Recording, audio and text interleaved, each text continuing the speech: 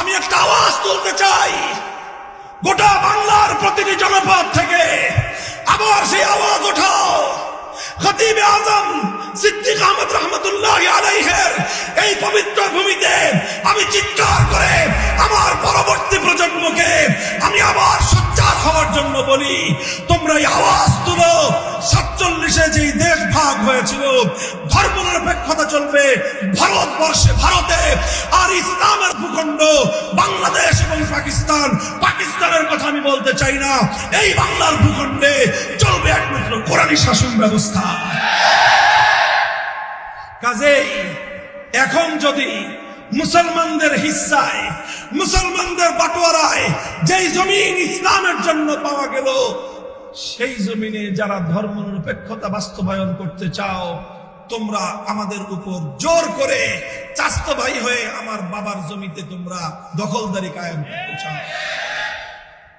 তোমাদের যদি ধর্মনিরপেক্ষতার প্রতি এত পীড়িত থাকে, চলে যাও আপার সাথে।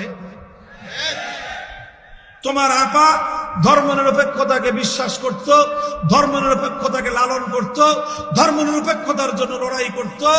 সে যখন দেখছে যে ধর্মনিরপেক্ষতা নিয়ে এই দেশে থাকা যায় না, যেই দেশে ধর্মনিরপেক্ষতা আছে সেই দেশে চলে গেছে। পরিষ্কার বার্তা আমাদের, যারা সেকুলারিজম ধর্মকে পালন করতে চাও, সেকুলারিজম নিয়ে থাকতে চাও, শাহজালাল, শাহ মাকদুম, আমানত শাহ বাংলার মাটি তোমার জন্য নয়, তোমার জন্য নরেন্দ্র মোদী হিন্দুত্ববাদী ভারত।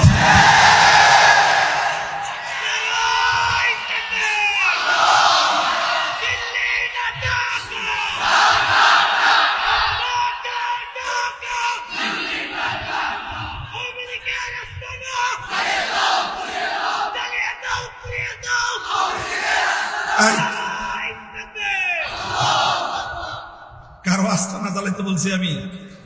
হ্যাঁ, আমি এই জ্বালাওপুরা আস্তানা জ্বালিয়ে দেওয়ার দায়িত্ব নিব না। আমি শুধু বলছি ভিসা, পাসপোর্ট যা লাগে সব করে দিব, চলে যাও গাট্টি গুট্টি নিয়ে।